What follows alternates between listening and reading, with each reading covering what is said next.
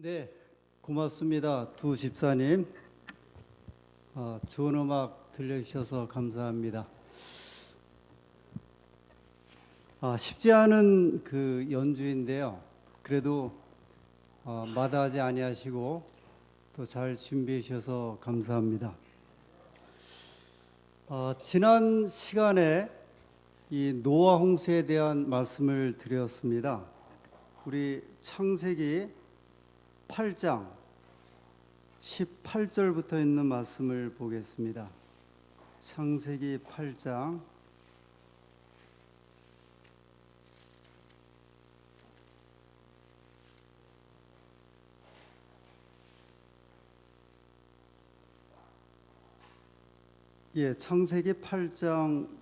18절부터요. 노아가 그 아들들과 그 아내와 그 자부들과 함께 나왔고, 이제 방주에서 나오는 그 이야기죠. 땅 위의 동물 곧 모든 짐승과 모든 기는 것과 모든 새도 그 종류대로 방주에서 나왔더라. 20절 노아가 여호와를 위하여 단을 쌓고 모든 정결한 짐승 중에서와 모든 정결한 새 중에서 취하여 번제로 단에 드렸더니 여호와께서 그 향기를 흠향하시고 그 중심에 이르시되 내가 다시는 사람으로 인하여 땅을 저주하지 아니하리니 이는 사람의 마음에 계획하는 바가 어려서부터 악함이라. 내가 전에 행한 것 같이 모든 생물을 멸하지 아니하리니 땅이 있을 동안에는 심음과 거둠과 추위와 더위와 여름과 겨울과 낮과 밤이 쉬지 아니하리라. 이렇게 해서 이제 이 노아의 가족들이 방주에 들어갔고 근 1년 17일 동안 이 방주 안에 머물고 있다가 1년 10일이죠. 마침내 나오는 그런 장면입니다. 지난 그 금요일에 이 시간을 마치고 우리 최영엽 장로님이 이런 이제 질문을 하셨어요. 창세기 7장 3절에 보면 공중의 새도 암수 7씩을 취하여 그 씨를 온 지면에 유전케 하라.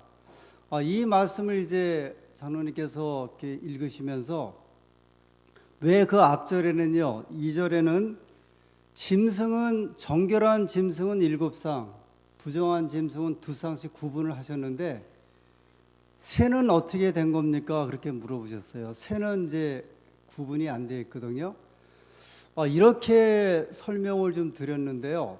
예를 들어서 앞에 짐승을 정결한 짐승과 부정한 짐승을 구분했기 때문에 모세가 기록할 때 새들도 역시 동일하게 정결한 짐승과 부정한 짐승을 구분해서 이제 들어갔는데 아마 모세가 거기에 관해서 기록하지 않은 것으로, 왜냐하면 앞에 짐승을 구분했기 때문에 아마 굳이 그 중복적으로 이렇게 기록하지 않은 것으로 여겨집니다.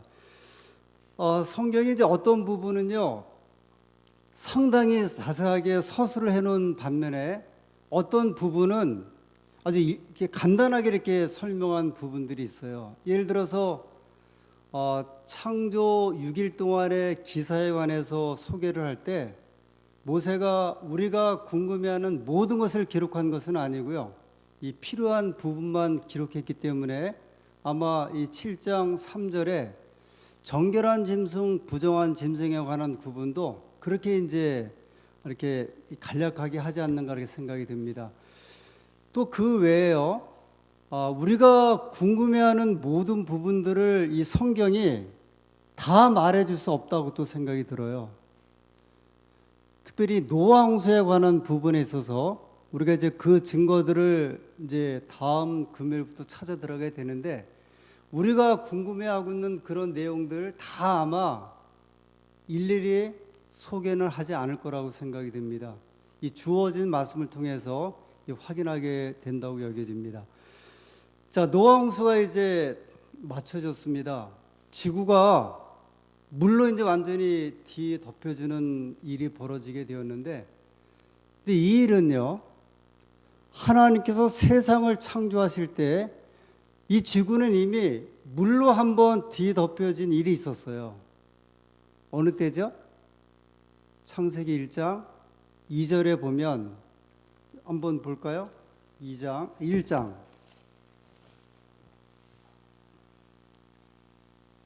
2절 땅이 혼돈하고 공허하며 흑암이 깊음 위에 있고, 이 창조 전에 이제 그 지구의 어떤 이제 상태를 소개하고 있습니다.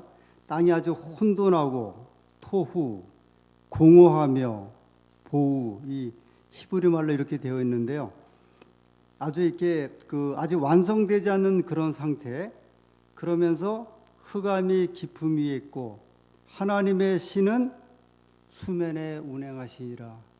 그 성령 하나님께서 물 위에 이렇게 운행하시는 모습인데요. 이 모습은 지구가 물로 지금 덮여 있는 상태거든요. 아직 물과 땅은 구분이 안 됐어요. 창세기 1장 2절에 하나님이 이 지구를 창조하실 때 첫 모습은 뭐냐면 물로 뒤덮여 있는 상태인데요. 노아의 홍수는 창조의 원래 상태로 돌아간 상태예요. 그러니까 하나님께서 세상을 창조하기 시작하실 때 지구가 물로 뒤덮인 상태에서 시작이 되었는데, 노아 홍수는 다시 한번 지구를 물로 이렇게 뒤엎는 그런 이 모습으로 돌아가게 되었습니다. 제가 이제 이 노아 홍수에 관해서 말씀을 하기 전에 기억하실 것 같은데요. 왜 노아 홍수가 일어나게 되었을까? 그래서 이제 제가 이 추론 또는 여러 가지 이제 말씀을 좀 드렸습니다. 아마 이 사람에게 있어서는 아니면 동식물계에 있어서 무엇인가 인위적인 큰 변화가 있었을 것이다. 예를 들어서 어떤 뭐 유전적인 교배 아니면 변종 이런 걸 통해서 우리가 생각하지 못했던 어떤 짐승이 이제 만들어졌든지, 아니면 그런 일들을 통해서 이 노아 홍수가 예를 들어 일어나지 않았을까? 이제 거기에 대한 이제 말씀을 제가 드렸습니다. 이런 의문은요, 학자들도 역시 마찬가지였어요. 이 성경을 연구한 학자들이 제가 처음에 말씀드린 대로 이 성경의 그 노아 홍수에 대한 서술은 대단히 간단하거든요. 이 간단한 서술을 통해서 노아 홍수의 원인을 한번 찾고자 생각을 했는데, 예를 들어서 어떤 뭐 동식물계의 변화 또는 사람에 대한 변화를 추구하는 것처럼 도대체 무슨 연고가 있길래 이 땅에 노아 홍수가 벌어지게 되었을까? 근데 거기에 주목하는 것이 창세기 6장에 나오는 땅에 관한 기별이었어요. 다시 한번 보겠습니다. 창세기 6장 11절.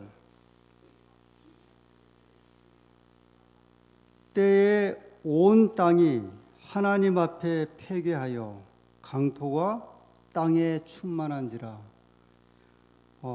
온 땅이 하나님 앞에 아주 폐괴하였다 그랬고요. 강포가 땅에 충만했다고 이야기를 하죠. 땅에 관한 이야기가 이제 나오는 거예요. 그래서 성경학자들이 노아 홍수의 원인을 여기 창세기 6장 11절에 소개된 땅에 관해서 이제 주목을 해요. 온 땅이 하나님 앞에 폐괴하였고 강포가 땅에 충만했고, 12절 하나님이 보신즉 땅이 폐괴하였으니 이는 땅에서 모든 혈육 있는 자의 행위가 폐괴함이었더라. 근데 땅이 폐괴하는데요, 이제 이게 이 죄악적인 모습인데, 모든 혈육 있는 자, 사람들의 어떤 죄악이 온 땅에 이제 아주 충만했다고 하는 것을 여기 이야기를 하고 있습니다. 13절 하나님이 노아에게 이르시되 모든 혈육 있는 자의 강포가 땅에 가득함으로 그 끝날이 내 앞에 이르렀으니 내가 그들을 땅과 함께 멸하리라.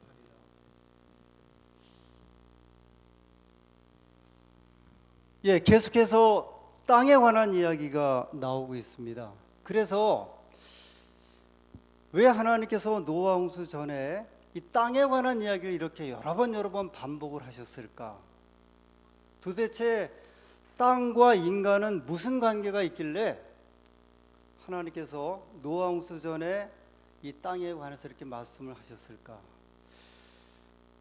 사람과 땅과의 관계가 이 노아 홍수 전에 있었습니까? 없었습니까? 하나님이 세상을 만드시고요, 인간에게 주신 이 권리 또는 명령이 있어요. 어떤 권리와 명령을 주셨죠? 땅에 충만하라, 또 정복하라, 그 다음에 그들을 다스리라. 창세기 1장 28절에 나오는 말씀인데요. 창세기 1장 28절.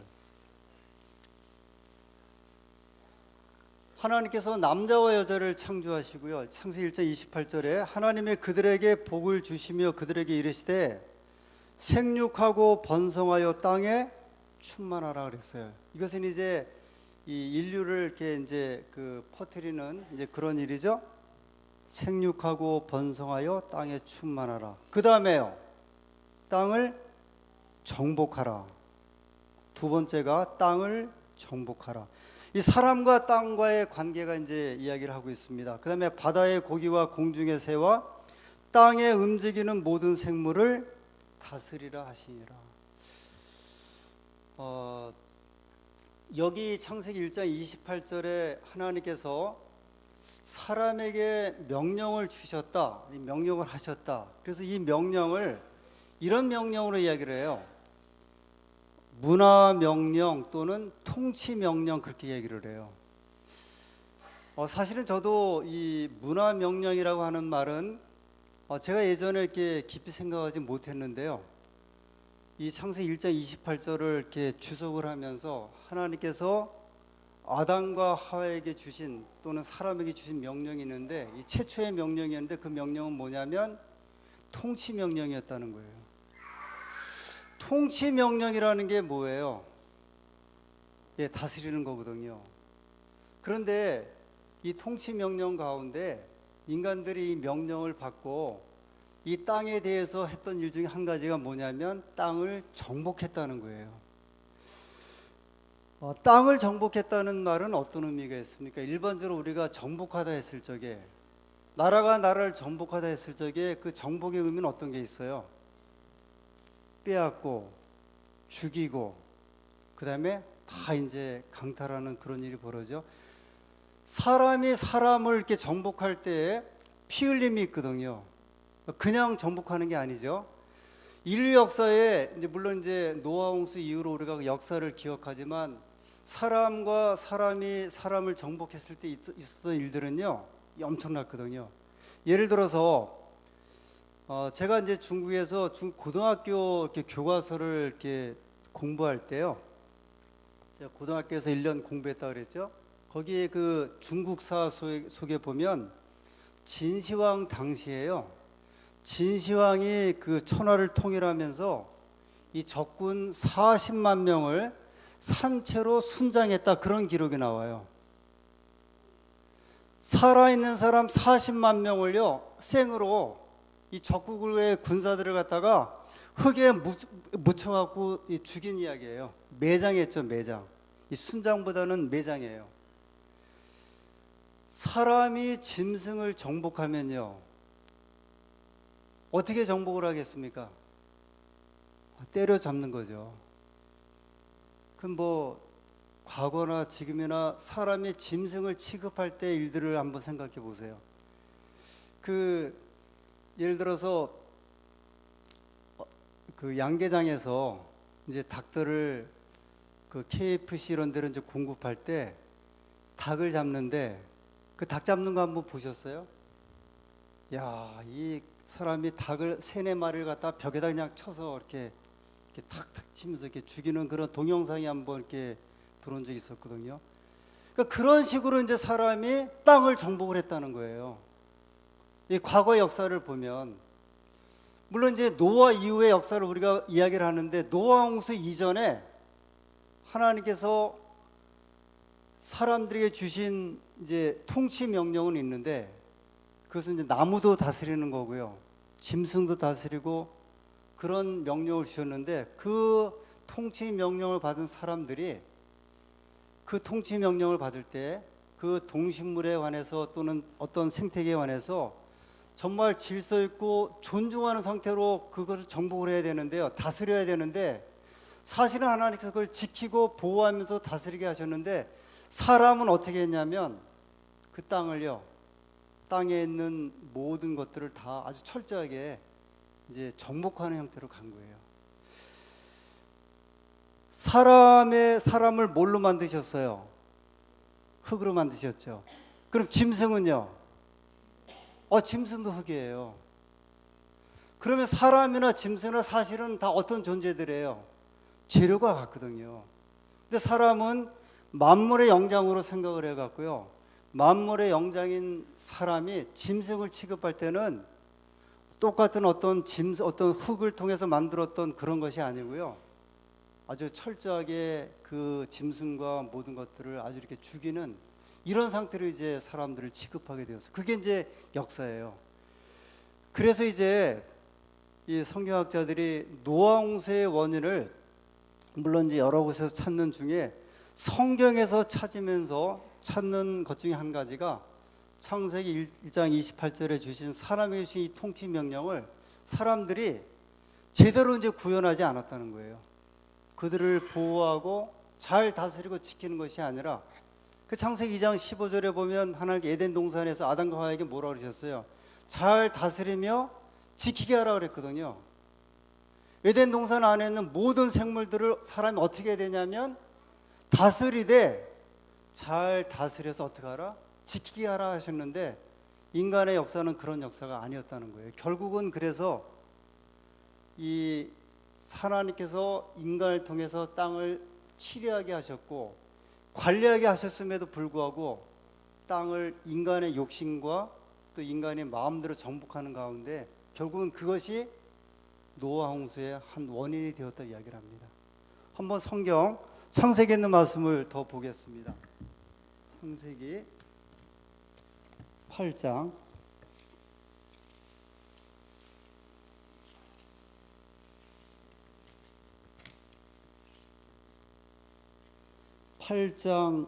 21절. 여호와께서 그 향기를 흠양하시고 그 중심에 이르시되 내가 다시는 사람으로 인하여 땅을 저주하지 아니하리니. 땅에 잘못이 있어요, 없어요? 없어요. 이게 뭐라고 말씀하시? 노아 홍수 끝난 다음에 하나님께서 말씀하신 거예요. 내가 다시는 사람으로 인하여 땅을 뭐하지 않겠다? 저주하지 않겠다 그랬어요. 이 땅이 저주를 받았는데 누구 때문에 받은 거예요? 사람 때문에 받은 거예요. 그래서 여기 말씀하기를 내가 다시는 사람으로 인하여 땅을 저주하지 아니하리니. 9장 1절에 있는 말씀입니다. 하나님이 노아와 그 아들들에게 복을 주시며 그들에게 이르시되 생육하고 번성하여 땅에 충만하라. 이 9장 1절과 2절을요 창세기 1장 28절하고 연관해서 한번 보세요. 무슨 말씀이 이제 빠졌는지 한번 보시면 돼요. 다시 한번 볼게요. 9장 1절에 하나님이 노아와 그 아들들에게 복을 주시며 그들에게 이르시되 생육하고 번성하여 땅에 충만하라. 땅의 모든 짐승과 공중의 모든 새와 땅에 기는 모든 것과 바다의 모든 고기가 너희를 두려워하며 너희를 무서워하리니 이들은 너희 손에 붙이었습니다. 이 창세기 9장 1절 2절에 있는 하나님의 두 번째 통치 명령이 주어졌는데, 이것하고 창세기 1장 28절에 있는 첫 번째 통치 명령하고 뭐가 빠졌어요? 결정적으로 빠진 건 뭐냐면 정복하라가 빠졌어요. 정복하라고 하는 말이 없어요. 이건 제가 찾은 게 아니에요. 아까 말씀드린 대로 노아 홍수의 원인을 성경 안에서 찾는 학자들이 창세기 1장 28절에 있는 그 정복하라고 하는 것이 결국은 홍수의 원인이 되었고요. 그래서 2차 명령을 주실 때는 뭐를 빼뜨려 놓으셨냐면 정복하라고 하는 걸 빼뜨려 놓으셨다, 그렇게 이해를 해요. 왜냐하면 인간이 땅에 대한 관심과 땅에 대한 것이 이제 바뀌어짐에 대한 하나의 모습이에요.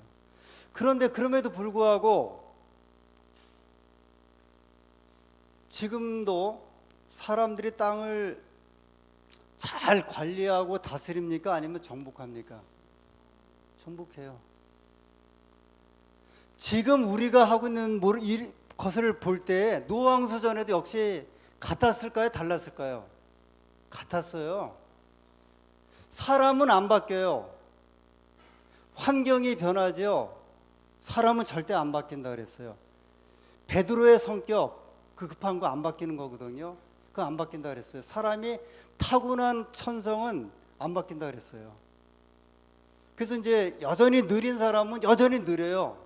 왜냐하면 그건 바뀔 수 없어요. 여전히 급한 사람은 여전히 급할 수밖에 없어요. 그래서 이제 성경에도 그렇게 말씀하셨고 화육분도 말씀하신 거예요. 그게 고치려고 하지만 대단히 어렵거든요. 그러니까 노아 홍수 이후나 이전이나 사람들은 사실은 같다고 보면 그 여전히 이제 전복하는 일들이 벌어지게 되죠. 그 상태가 사실은 굉장히 이제 좀 심한 거예요. 그 지구에 사람이 이렇게 경작할 수 있는 땅이 몇 프로 정도 될까요? 한번 좀 지금 우리가 살고 있는 지구 있죠? 이 땅덩어리를 사람이 농사짓고 먹고 살 만한 땅이 몇 프로 정도 우리가 이렇게 농사짓고 살까요? 거기서 먹을까요? 60%? 5%? 왜냐면 바다가 몇 프로 일단 70% 그러면 바다가 70%니까 30%만 남은 거예요. 근데 30% 가운데 산 빼고 사막 빼고 광야 빼고 사람 이렇게 도시 사는 이런 도시 땅 빼고 그 다음에 길 빼고 하면 제가 나름대로 계산해 봤는데요. 2% 정도 될 것 같아요. 2%, 3% 될지 모르겠어요. 제가 이제 굉장히 지리 책도 보고 구분에 대략 보니까 한 2% 정도 되는 것 같아요. 사람이요 굉장히 자신 있고 그렇게 살아가지만 사실은 우리가 사는 땅 가운데 한 2% 정도에서 경작하는 거 가지고 지금 뭐 하는 거냐면 먹고 사는 거거든요. 이 땅을 우리가 어떻게 관리를 해야 될지를 이제 한번 생각해 볼 만한 거예요. 지금 이제 예를 들어 21세기에 사는 우리들에게 있어서 우리가 땅을 생각할 때 어떻게 이제 우리가 이 땅을 바라보아야 될 것인가. 지금부터 이렇게 과거 100년 사이에 인간이 쓴 석유나 화석연료나 이런 자원 이런 것들이요 100년 사이에 우리가 한번 파갖고서 이제 석유도 쓰고 이 광물질 쓰는 것들이 과거 5,000년 동안에 썼던 것보다 더 많이 쓰고 있대요. 무슨 말씀인지 아시죠? 지금 사람이 쓰고 있는 지난 100년 동안에 우리가 쓰고 있는 석유나 모든 이런 자원들이요 과거 5,000년 동안에 살았던 사람들이 썼던 것보다 더 많이 우리가 쓰고 있대요. 그래서 지금 우리가 얼마나 이 땅에 대해서 이제 생각을 하고 관리하고 있는지 제가 한번 그림을 좀 보여드리겠습니다.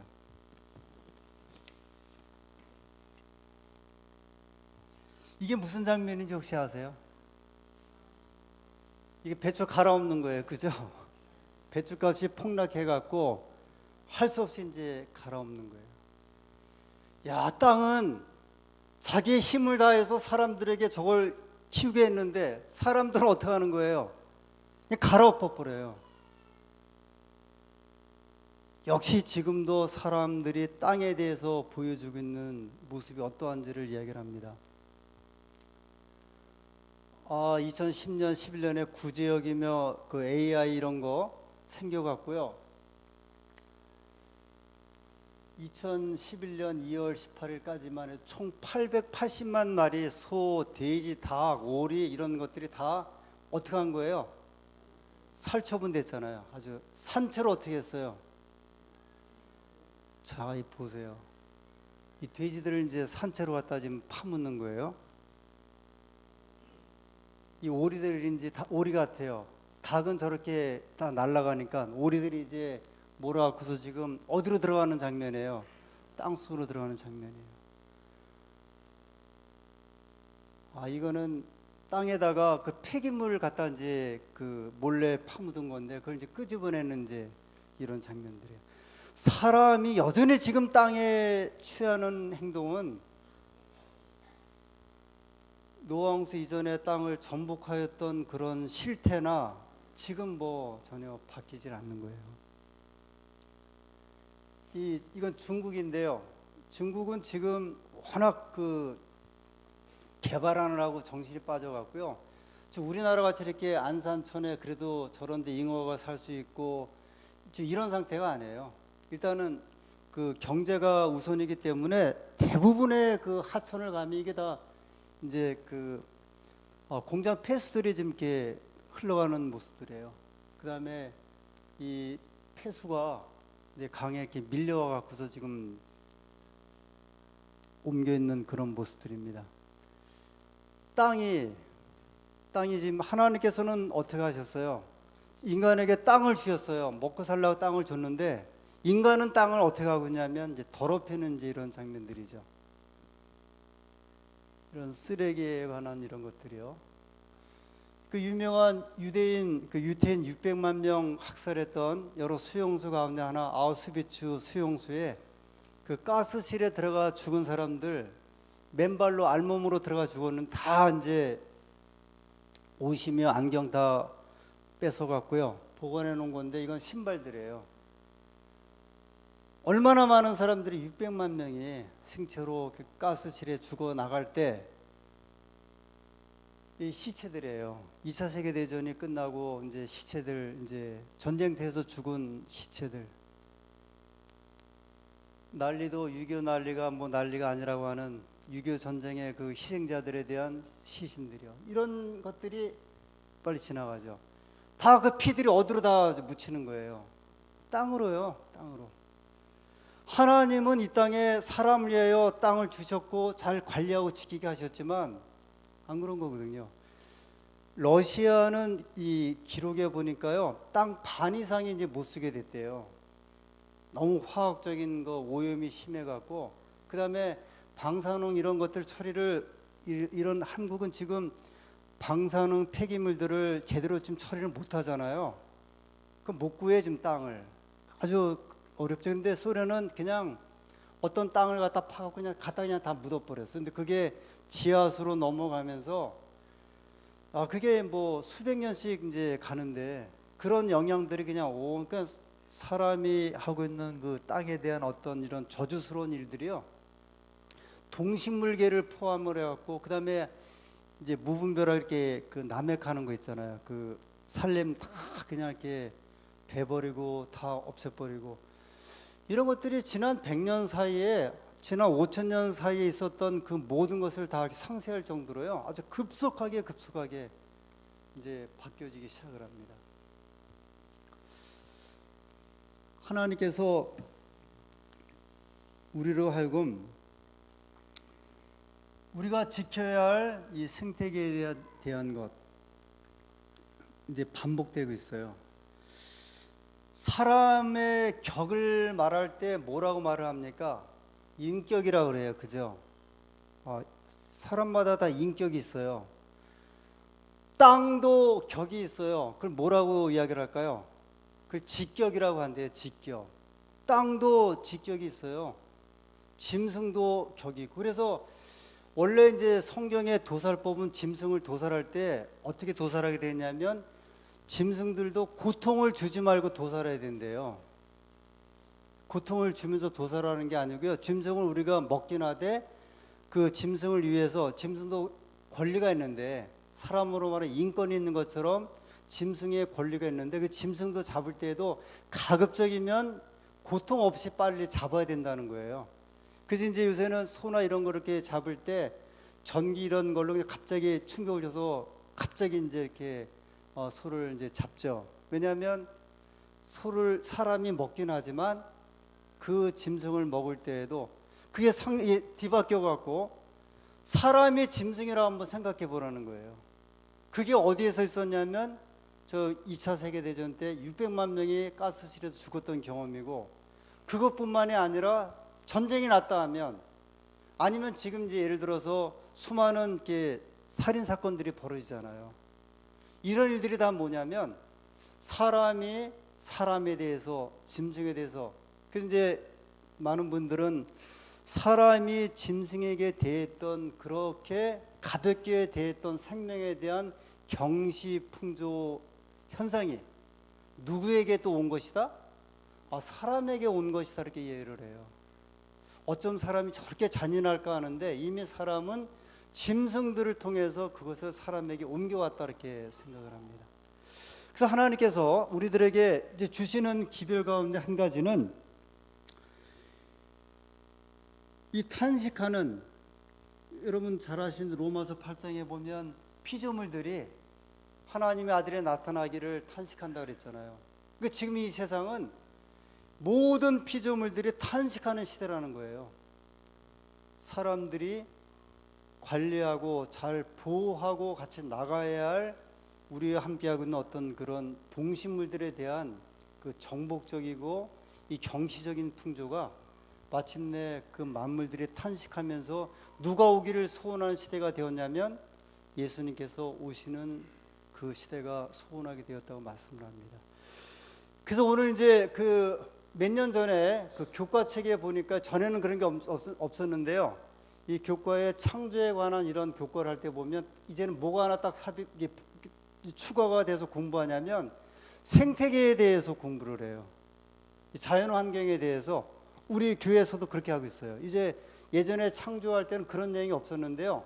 지금은 창조에 관한 교과 내용 공부할 때 보면은 뭐가 반드시 새로 포함되냐면 생태계 보호에 대해서 우리 그리스도인들이 어떻게 해야 할지 관심을 기울여야 한다고 말씀을 합니다. 여기 한 그리스도인이요, 김영락이라고 하는 한 그리스도인이 환경 10계명을 이제 만들었는데 우리도 한번 좀 봐야 될 것 같아서요. 요 10계명 보도록 하겠습니다. 첫 번째가 하나님만을 섬기며 청빈하게 산다.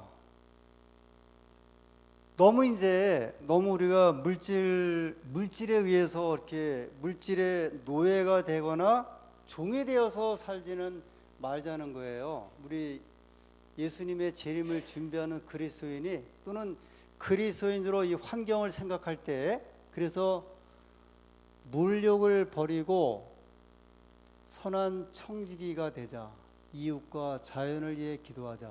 우리가 사실은 청지기잖아요. 재물의 청지기, 그 다음에 모든 이제 물질의 청지기인데, 그걸 청지기는 그걸 잘 지켰다가 다시 이제 돌려줘야 되는 거거든요. 두 번째, 경건한 신앙생활을 한다. 이번은 이제 주일을 거룩히 지키자 그런데 제가 이제 안식일로 바꿨는데요. 안식일을 거룩히 지키자, 가정 예배를 드리자. 이것도 환경 10계명 가운데 하나예요. 제가 내일 안식일에 대한 주제로 이제 말씀을 드리는데, 안식 일주일에 하루만 우리가 생각해 보세요. 모든 차량 다 스톱하고 모든 공장 아주 이렇게 용광로처럼 반드시 이렇게 움직이는 것 제외하고 모든 것을 공장을 다 스톱을 한다고 하면 지금과 같이 환경 오염은 안 되었을 것이라고 이야기를 해요. 학자들도 이야기를 해요. 이 안식일 우리가 잘 한번 생각해서 모든 차량이, 지구에 있는 모든 차량이 딱 하루를 딱 쉬는 거예요. 공해도 뿜지 않고. 그럼 아마 자정작용에 의해서 마치 더러운 물이 흘러내리다가 그 개울에 있는 모래와 자갈에 의해서 물이 자정 스스로 되듯이 아마 일주일에 하루만 스톱을 한다고 하면 이 생태계, 자연계가 가지고 있는 자정작용에 의해서 아마 더 깨끗해질지도 모르겠어요. 세 번째, 절제하는 생활을 한다. 물자와 에너지를 아껴 쓰자. 시간에 쫓기는 생활을 하지 말자. 물자와 에너지를 우리가 아껴 쓸 필요가 있어요. 제가 많이 이야기하지만 1년 동안 안 입는 옷은 안 입는 옷이래요. 1년 동안에 안 입는 옷은 그건 불필요한 옷이래요. 그러니까 우리가 지금은 달아서 우리가 못 입는 게 아니라 지겨워서 우리가 못 입고 바꿔야 하는 이제 좋은 시대가 되었는데, 절제하는 생활. 뉴스타트에도 나오는 말이죠. 네 번째, 가난한 이웃과 나눈다. 가난한 자가 복이 있다는 말씀을 마음에 새기자. 제가 어느 교회에서 목회할 때 한 연세 좀 드신 집사님이 부잣집에 가서 이렇게 파출부의를 하셨는데, 가면 어떤 때는 막 게 있죠, 게 이렇게 옆으로 기어가는 게, 이런 영덕대게 같은 거를 상자로 쌓아놓고 이렇게 먹는데 일정한 시간 지나면 다 못 먹는데요. 그래서 그것을 이 집사님이 갖다가 사람들에게 좀 줄까요? 그러면 그냥 놔두라 그런대요. 결국은 썩어서 버리는데도 왜 그러냐 그러니까 그냥 관여하지 말라고. 그러니까 사람들은 그거를 이렇게 불편한가 봐요. 왜냐하면 그걸 꼭 남을 줘야 되고 그 생각해야 한다는 그 자체 마음 갖기가 불편해서 그런지 그런 이야기를 좀 하시더라고요. 그러니까 그게 주고 싶어 차라리 썩어서 버릴지언정 남을 이제 주지를 않는다는 거예요. 아까 말한 배추나 이런 거 뭐 이게 이상적이긴 하지만 다 북으로 이제 보내자는 거죠. 쌀을 우리가 보통 3년을 보관합니까? 4년 보관합니까? 그 비축.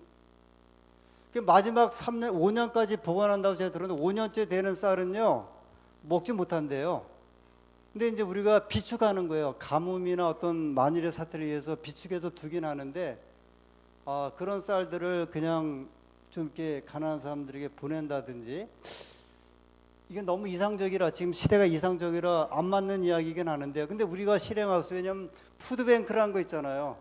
저 이런 제과점이나 이런 빵집에서 시간 지난 것은 요새는 어떻게 해요? 다 모아 갖고서 이제 그 어려운 사람들 도와주듯이 충분히 이제 가능하거든요. 근데 그런 것들이 대부분 다 하면 이제 그리스도인들에서 시작된 것으로 저는 기억을 해요. 남녀가 서로 돕고 존중한다. 살림을 온 가족이 함께한다. 이 남자분들도 이제 가정 살림을 좀 도와주라는 거예요. 어머니의 마음으로 생명과 평화를 사랑하자. 6번째, 자연과 친숙해진다. 자연 친화적인 생활을 하자. 자연과 농촌을 사랑하는 교회가 되자. 왜냐하면 이제 그 창조의 신비도 볼 수 있고요. 사람이 자연계에 접해질수록 좀 더 가까운 면에서 이 하나님의 어떤 창조의 섭리라든지 그런 이제 농촌성을 좀 배울 수 있다고 좀 보죠. 7번째, 작고 단순한 것에서 아름다움을 찾는다. 상업주의에 현혹되지 말자. 의식주를 좀 검소하게 하자. 그 검소하게 하는 거 이렇게 결코 이렇게 옹색하게 사는 거 아니에요. 이렇게 좀 그런 면에 있어서 언제 이제 제가 정말 하고 이렇게 좀 이렇게 시리즈로 기별 주고 싶은 게 많은데 가정 경제도 저가 굉장히 좀 좋아하는 거예요. 분명히 애들에게요 적금하는 거 가르쳐 주고, 그다음에 절제하는 거 가르쳐 주고, 통장 만들어 주고, 그다음에 금융에 대한 걸 반드시 알려줘야 돼요. 지금 우리나라 젊은이들 신용 불량자 굉장히 많잖아요. 뭣도 모르고 막 저축은행 같은 데 가서 고리로 하다가 정말 어려운 경우가 굉장히 많거든요. 근데 우리나라처럼요 정말 피 터지게 이렇게 공부를 시키면서 입시를 시키는데 가장 기본적인 걸 안 시키는 나라가 또 없다 그러네요. 이런 금융 기본적인 것, 질서에 대한 거를 반드시 가르쳐야 되는데 사람이 살아가는데 가장 기본, 특별히 이 21세기는 지금 사는 시대는 이 금융 경제를 모르고서는 상당히 어려운데 이거 반드시 가르쳐 줘야 된다는 거예요. 반드시요. 8번째, 불편함을 즐기며 부지런한 생활을 하자. 대중교통수단을 이용하고 일회용품을 저는 가급적 사용하는 거를 좀 줄이자. 일회용품 이런 거. 9번, 이거 재미있는데요. 더러움과 친해진다 그랬어요. 지나친 청결을 지향하고 가정 내에 화학약품 사용을 줄이자. 지금 우리나라 사람들은 A형 간염인가요? 너무 그건 깨끗해서 오는 뭐 간염이라 그래야 돼. 면역력이 떨어져 갖고요. 젊은 사람들이 많이 걸린대요. 너무 깨끗하고 너무 청결하다 보니까 가정에도 너무 화학 제품을 많이 쓰면서 이제 식기라든지 막 이런 게 너무 이게 이제 호르몬에 영향 주고 몸 이 신경계통, 내분비 이런 게 영향을 자꾸 주잖아요. 좀 어느 정도 더러워지는 것도 이게 이렇게 극심한 더러움은 아니니까요. 10번 생명의 길 좁은 문 운동의 전도자가 되자. 내가 먼저 실천하자. 환경 문제를 배우고 가르치자. 노홍수와 함께 이거를 생각하는 게 이게 뜬금없는 이야기인 것처럼 보이는데 그렇지 않은 것 같아요. 우리가 하나님이 주신 땅, 그 다음에 우리에게 주신 물질, 우리에게 주신 이런 자연계, 자원 이런 것들을 우리가 정말 귀하게, 왜냐면 그게 누가 주신 거예요? 하나님이 주셨고, 그걸 이제 너무 낭비하다 보니까 온난화 현상이 일어나죠. 우리나라에 온도 1도 2도 올라가면서 이제 갑작스러운 변화들이 오기 시작을 해요. 결국은 이제 사람이 받는 고통을 받게 돼 있는데 이것을 바꾸자 이야기를 합니다. 마지막으로 예수님께서 그 팔복 가운데 애통하는 자는 복이 있나니, 그렇게 온유한 자이죠. 온유한 자는, 그러니까요. 마태복음 5장 5절에 온유한 자는 복이 있나니 저희가 땅을 기업으로 받을 것이며 그러셨어요. 예수님께서 주신 말씀이에요. 우리가 기업으로 받을 것 무엇이라고 말씀하셨냐면 땅이라고 그러셨고요. 새 하늘과 새 땅을 주시겠다 약속하셨어요. 그죠? 땅에 관한 문제가 또 굉장히 의미 있게 이렇게 이제 주어졌어요. 하나님께서 주신 말씀이 보면 예수님께서도 마태복음 6장에 보면 들의 백합화를 봐라, 공중의 새를 봐라. 그들을 너희가 길쌈도 하지 아니하고 먹이도 아니하는데 하나님께서 보호하신다는 말씀 주셨거든요. 이게 어떤 의미에 있어서는 땅을 주관하시고 이 지구를 주관하시는 하나님의 역사성, 통치권에 대한 것을 분명히 보이셨어요. 그러므로 사람도 어떻게 하실 것이다? 다 먹여주실 것이다 말씀하셨어요. 예를 들어서 지금 지구에 저 아프리카에 아니면 이렇게 다 이렇게 굶주리고 있는데, 여러분 하나님께서는요 이 평형의 원칙을 두셔갖고 우리가 스스로 이렇게 뭐 이렇게 남녀 아이들 조절하지 않아도, 아들 딸 조절하지 않아도요, 늘 지구 전체를 보면 여자가 55.5 남자가 45.5라고 하던가 늘 이렇게 이게 조정이 된대요. 이렇게 균형적으로요. 지구 전체 인구를 보면 늘 이렇게 조정이 되어 있대요. 예를 들어 하나님께서 우리가 굶주리지 않게 하셨어요. 이 지구에 예를 들어 하나님께서는요 충분히 지구에 있는 사람들이 나눠 먹으면요 먹고 살 수 있는 식량과 이걸 다 유지하신다는데 사람들이 이제 이기심 때문에 그걸 못한다는 이야기를 하더라고요. 하나님은 결코요 이 지구를 유지하게 하시면서 우리를 굶주리게 하지 않으신다 그러셨어요. 이것이 이제 땅에 대한 이 땅의 백성들의 그 관심이, 그 다음에 그리스도인의 관심이 어디에 있어야 하는지를 이 노아홍수의 경험을 통해서 살펴보게 되었습니다. 아무쪼록 하나님께서 이 노아홍수의 사건을 통해 주시는 21세기 우리 삶의 어떤 자세 또 모습 이런 것들을 다시 한번 기억하는 귀한 시간 되기를 간절히 소원합니다.